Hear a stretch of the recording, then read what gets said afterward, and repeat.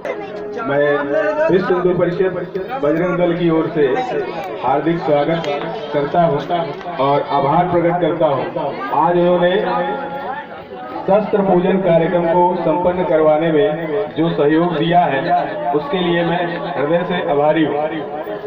अभी ये शस्त्र पूजन कार्यक्रम मुझे लगता है इससे पहले हुआ नहीं होगा यहाँ पे, और ये कोई नई परंपरा नहीं है, ये प्राचीन परंपरा है।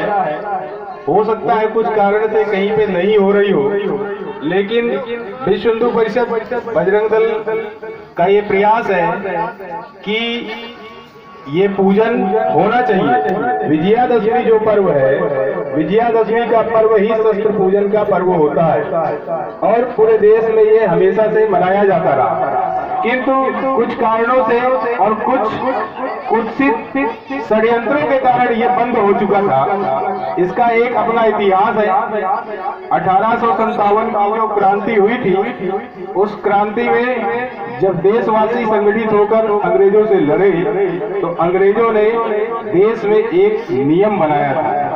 उस नियम को कहा जाता है आर्म्स एक्ट। उस नियम के अंतर्गत देशवासियों के शस्त्र और देशवासियों की शक्ति को कुचलने का प्रयास किया गया था, जिससे कि कभी भी यह प्रयास है कि धर्म सशक्त रहे और अधर्म का विनाश हो। इसलिए भक्तजनों के हाथों में और सज्जनों के हाथों में शस्त्र होना बहुत आवश्यक है।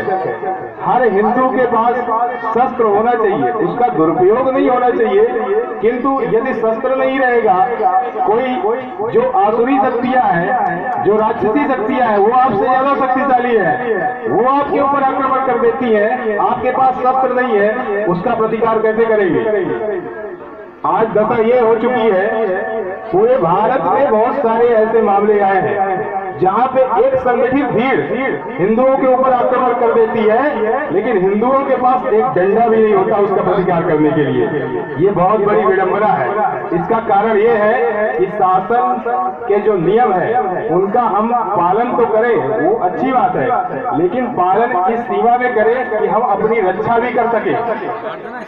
विश्व हिंदू परिषद बजरंग दल हमेशा से ये कार्यक्रम करता आया है और सभी जागरूक हिंदू अपने घर में शस्त्र पूजन का कार्यक्रम करते हैं। और पिछले कई वर्षों से ओम प्रकाश भैया एक नवदुर्गा उत्सव समिति केपी टोला में ऐसा आयोजन हम लोग कर रहे थे, किंतु कुछ कारणों से वहाँ पे दुर्गा जी नहीं रखी गई, इसलिए यहाँ पे मुझे बुलाया गया तो मैंने मनोज जी से आग्रह किया कि शस्त्र पूजन का कार्यक्रम हमें करना है और उत्सव समिति का हमें सहयोग मिला।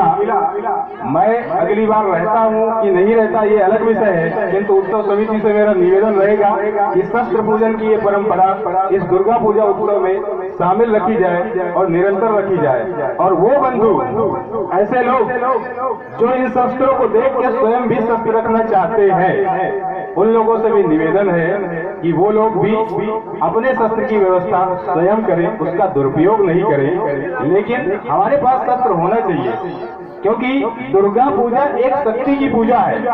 शक्ति की पूजा में एक असहाय और दया का पात्र व्यक्ति शक्ति की पूजा कैसे करेगा? एक संस्कृत में श्लोक है कि दैवो दुर्बल घात का, शेर की पुत्र की बलि नहीं दी जाती, बकरे के पुत्र की बलि दी जाती है, कभी घोड़े के पुत्र की बलि नहीं दी जाती, लेकिन और शेर की पुत्र की बलि तो कभी दी ही नहीं जा सकती, क्योंकि उसकी कोई कल्पना ही नहीं कर सकता। इसलिए विश्व हिंदू परिषद बजरंग दल का यह आह्वान है कि हिंदू समाज सिंहत्व को धारण करे और शक्तिशाली बने। हर हिंदू के पास में शस्त्र होना चाहिए। एक घटना का वर्णन करूंगा। उड़ीसा के कंधमाल में एक ऐसी घटना हुई थी जहां पे समाज संगठित था, किंतु इसका आभास विधर्मियों को नहीं था। उन्होंने हिंदू समाज के ऊपर आक्रमण किया, लेकिन वो वहां पे समाज संगठित था और इस तरह के कार्यक्रम वहां पहले से होते थे। हर हिंदू के पास शस्त्र था, पूरा समाज संगठित हो गया और उन विधर्मियों को वन में भागने के लिए विवश कर दिया। वर्षों तक वो लोग वन में रहने को विवश हो गए। पुलिस सुशासन सब फेल हो गया। कारण यह था कि समाज संगठित था। आज देश में फिल्में बनती हैं, उन फिल्मों के माध्यम से हिंदू धर्म को अपमानित किया जाता है, देवी देवताओं को अपमानित किया जाता है।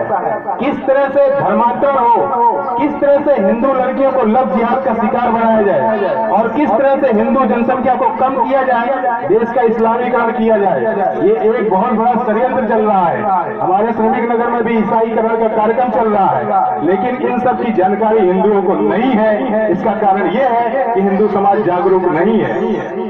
इसलिए हम सबको इन सब चीजों के प्रति जागरूक होना होगा, क्योंकि माँ भगवती की जब हम अर्चना करने आते हैं तो माँ भगवती के माध्यम से हमारा समाज संगठित होता है।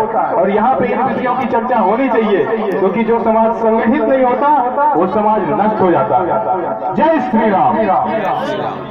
जय श्री राम।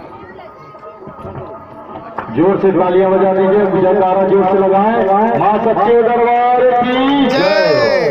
और कल सुबह 9 बजे से हवन का कार्यक्रम होगा। जिन भक्तजनों को हवन और चढ़ोतरी करनी होगी, अग्नि जगदम्बा माता रानी का आवाहन हो चुका है और अग्नि प्रवेश भी हवन कुंड में जल रही है। प्रत्येक अग्नि और माता रानी का कल सुबह से हवन का कार्यक्रम और चढ़ोतरी का होगा। जिन